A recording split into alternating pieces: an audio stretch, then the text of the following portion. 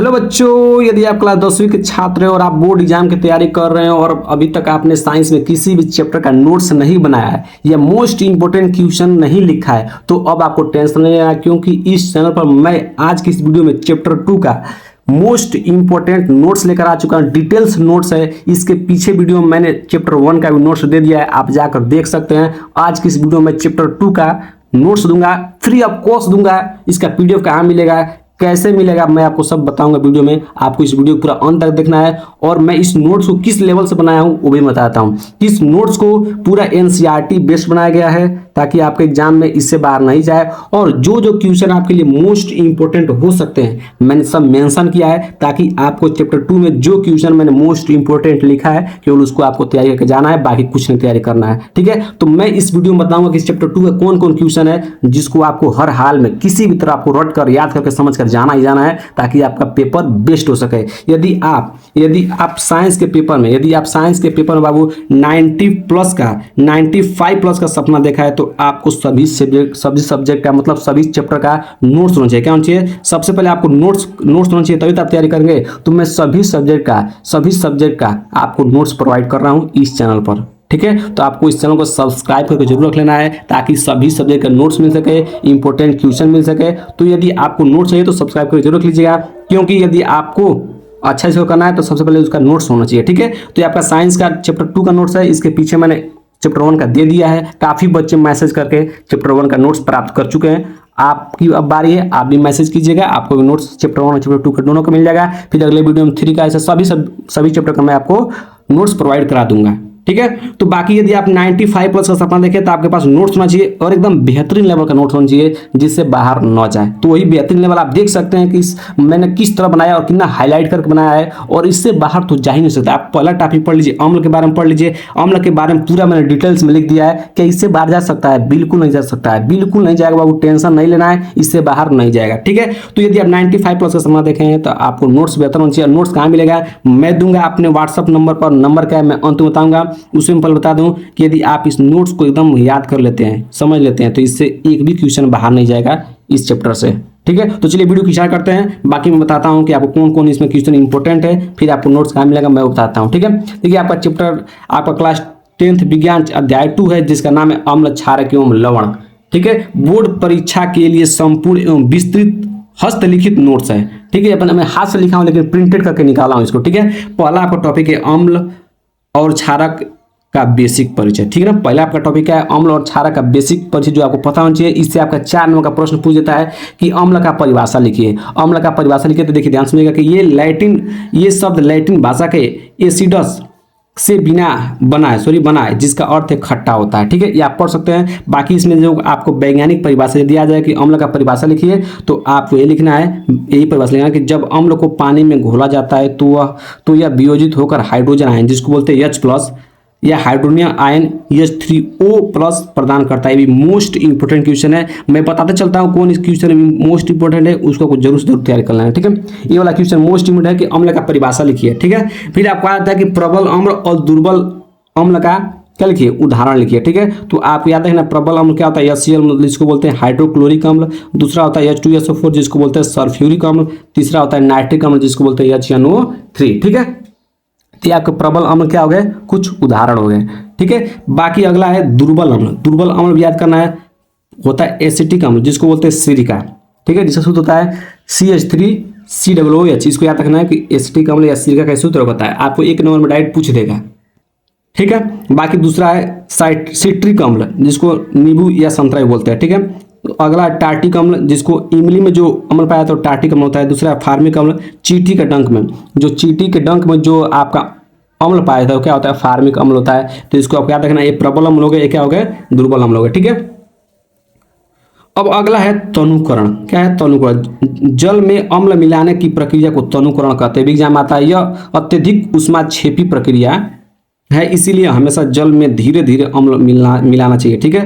ठीक है, अम्ल में जल नहीं। ठीक है, अम्ल में जल नहीं, जल में अम्ल मिलाना चाहिए। ठीक है, तो इस तरह आपका तनुकरण हो गया, एग्जाम में आता है, मैंने सब डिटेल्स दिया है। बाकी मैंने अम्ल के बारे में पूरी डिटेल्स आपको दे दिया है। ठीक है, अब आपका क्षार के बारे में, क्षार में कौन मोस्ट इंपोर्टेंट है, परिभाषा है। ठीक है, कि जल में घुलने पर यह हाइड्रोक्साइड आयन मतलब OH माइनस प्रदान करते हैं। भी मोस्ट इंपोर्टेंट परिभाषा है, एग्जाम में आता है, क्योंकि आपका चैप्टर का नाम है अम्ल, क्षारक एवं लवण। ठीक है, अब देखिए यहाँ पे, देखिए यहाँ पर आपका क्या है, ये क्षारक का परिभाषा, किसका परिभाषा है, क्षारक का। लेकिन क्षार क्या होता है, ठीक है, जो क्षारक जल में आसानी से घुल जाते हैं उन्हें क्षार कहते हैं, याद रखिएगा। ठीक है ना, कि जो क्षारक, देखिए क्षारक अलग होता है, क्षार अलग होता है। ठीक है, तो जो क्षारक जल में घुल जाते हैं उसको बोलते हैं क्षार। जैसे मैं NaOH जिसको बोलते हैं sodium hydroxide, KOH calcium hydroxide. ठीक है ना, सॉरी कैल्शियम नहीं, पोटेशियम हाइड्रोक्साइड क्या बोलते हैं। ठीक है, सभी क्षार क्षारक होते हैं, लेकिन सभी क्षारक क्षार नहीं होते हैं। ध्यान से में कि दुनिया के कोई भी क्षार हो वो क्षारक होगा,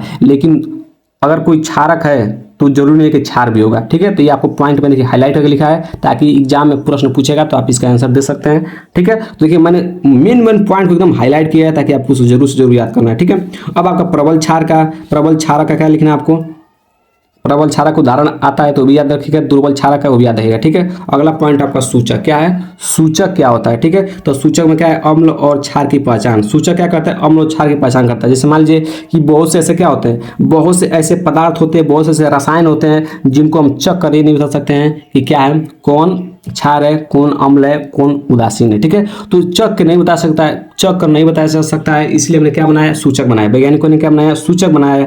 ठीक है, कल क्या प्रत्येक रसायन को चक कर देखना खतरनाक हो सकता है। ठीक है, मान लीजिए बहुत से रसायन है जिनको हम लोग चक कर नहीं दे सकते। मान लीजिए लैब में से बहुत से रसायन है जिनको हम लोग चक कर नहीं बता सकते हैं। क्यों, क्योंकि वो खतरनाक होते हैं, हम हमारा क्या कर सकता है, नुकसान कर सकता है। ठीक है, तो इसलिए हम सूचक का उपयोग करते हैं। सूचक वे पदार्थ होते हैं जो अपने रंग या गंध में परिवर्तन करके किसी विलयन के अम्लीय या क्षारीय होने की सूचना देते हैं। ये भी आता है कि सूचक का परिभाषा लिखिए तो आपको लिख देना है। ठीक है, अब प्राकृतिक सूचक क्या होता है, लिटमस होता है, आप खुद पढ़ सकते हैं, मैं आपका टाइम वेस्ट नहीं करूंगा। ठीक है, अब अगला पार्ट इस पे चलता है। अगला पार्ट क्या है, इसका अगला पार्ट है, ये तो आपका फर्स्ट पार्ट रहा, मतलब फर्स्ट पेज रहा। अगला इसका पेज क्या है, दूसरा है हल्दी। क्या है, हल्दी। ठीक है, हल्दी है, फिर संश्लेषित सूचक है, फिर गंधीय सूचक है। ठीक है, तो आप इसके बारे में लिख सकते हैं। ठीक है, अब बाकी आपका रहा सूचक का प्रकार। ठीक है, सूचक का नाम, अम्लीय माध्यम और क्षारीय माध्यम। ये इंपॉर्टेंट है, एग्जाम में 1 नंबर पूछा जाता है। ठीक है, पूछेगा कि अगर मैं किसी जलीय विलयन में अगर लिटमस पेपर को क्या करना, डाल रहा हूं तो वो क्या हो जा रहा है, लाल हो जा रहा है।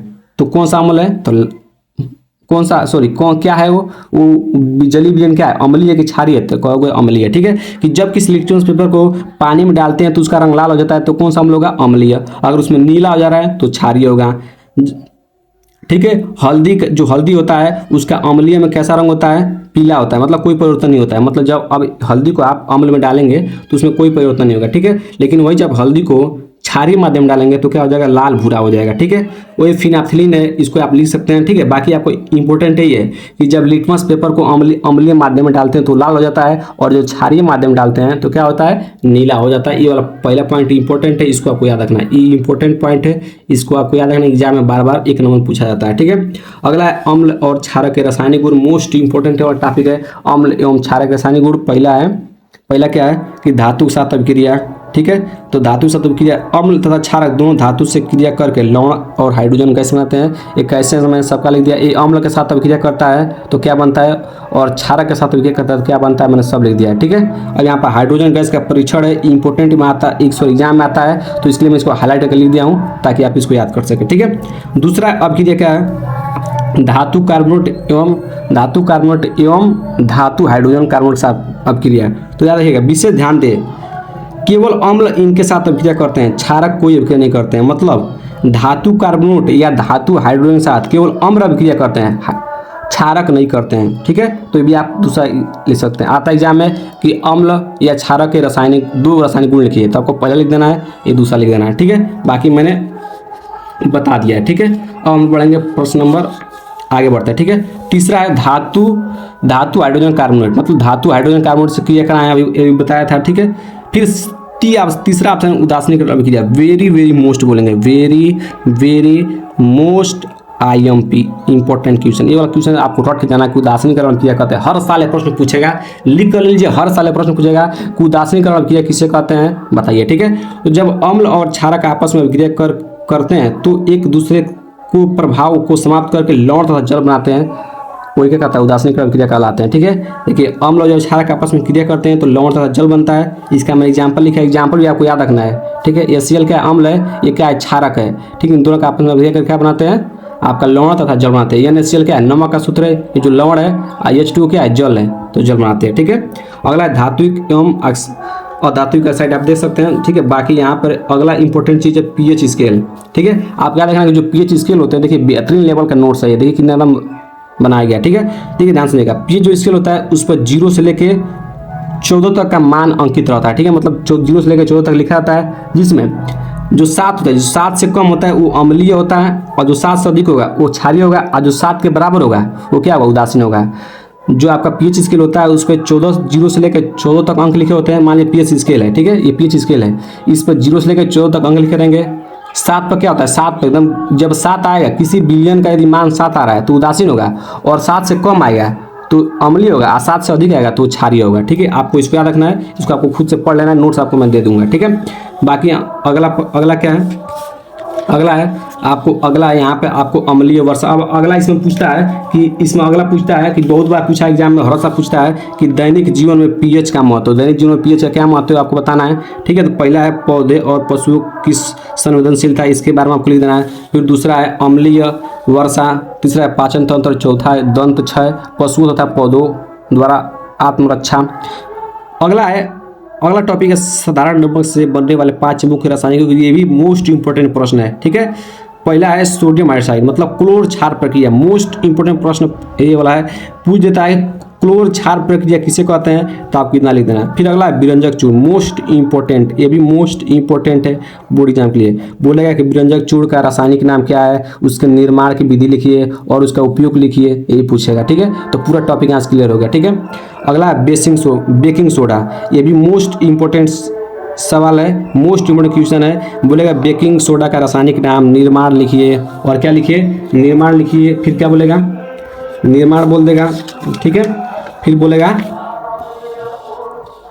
इसका उपयोग लिखिए। ठीक है, तो इसका उपयोग भी आप लोग देख सकते हैं। ठीक है, बाकी अगला है धोने का सोडा या धावन सोडा, इसको बोलते हैं, जिसका सूत्र ये होता है, रासायनिक नाम पूछेगा, बनाने की विधि पूछेगा, चाहे निर्माण की विधि पूछेगा, उपयोग पूछेगा। ठीक है, तो हो गया। अगला है plaster of Paris, most important, ये भी मैं सब जो भी बता रहा हूँ सब मोस्ट इंपोर्टेंट है, कोई एक इसमें जरूर आएगा, कोई इसमें से एक जरूर आ जाएगा आपके बोर्ड एग्जाम में। ठीक है, तो प्लास्टर ऑफ पेरिस होता है, रासायनिक नाम पूछेगा, निर्माण का विधि पूछेगा, और क्या पूछेगा, उपयोग पूछेगा। ठीक है, अगला है क्रिस्टलन का जल, परिभाषा पूछ देता है 1 नंबर में, 2 नंबर पूछ देता है क्रिस्टलन का जल किसे कहते हैं, तो आपको इतना लिख देना है। ठीक है, आशा करते हैं कि पूरा आपको नोट्स एकदम बेहतर लगा होगा, कोई समस्या नहीं हुआ होगा। बाकी आपको यदि इसका नोट्स चाहिए तो मैं ये बोला हूँ कि आपको कहाँ मैसेज करना है, तो मैं आपको बताता हूँ कि यदि इसका नोट्स चाहिए तो आपको इस व्हाट्सएप नंबर पर 9554133170 क्या करना है, मैसेज करना है। आपको क्या करना है, व्हाट्सअप करना है, क्या करना है, व्हाट्सअप करना है। इस पर व्हाट्सअप करेंगे तो मैं आपको क्या करूँगा बाबू, मैं आपको इसका फ्री में, कोई चार्ज नहीं लगेगा, फ्री में आपको मैं इसका नोट्स दे दूंगा, फ्री में इसका नोट्स दूंगा, ताकि आप इसको लिख कर या अपने मोबाइल से देखकर याद कर सकते हैं। जो इंपॉर्टेंट टॉपिक है मैंने ऑलरेडी उस पर मेंशन कर दिया है, ताकि आप उसी को तैयार करें बोर्ड एग्जाम के लिए, वही जरूरी है। ठीक है, तो वीडियो कैसा लगा कमेंट बॉक्स में जरूर बताइएगा।